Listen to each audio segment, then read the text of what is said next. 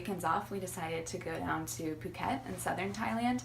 And it was so different from Bangkok. It was really cool to see kind of both of those different environments. But anyway, literally the water is so blue.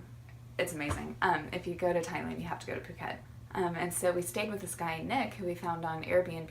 He has a cool kind of hostel hotel situation, so it was really, really cool.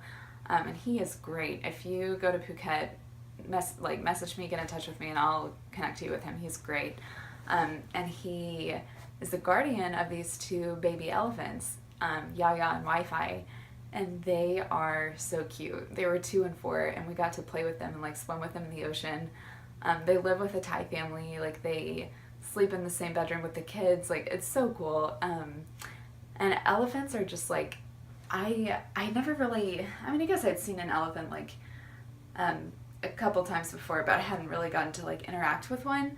They're amazing animals. Like, they're so smart, they're so intuitive, like they can understand, they have emotions, they're so cool. And so we got to like feed them pineapples. One of them, her favorite food is Kit Kats. Yeah, so we got to feed her a Kit Kat and swim with them in the ocean. They love like having us like climb on their trunks and like throw them off. But it was so cute, this one moment. So Yaya is older, she's 4, and so she's big enough we can climb on her without, like, she enjoys it.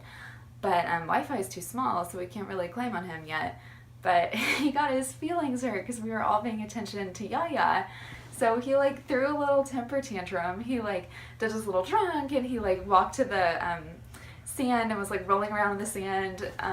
But I thought that was so cool. Like, they're literally, they have emotions. Like, they're so smart. And it was just amazing to play with them. It was super fun.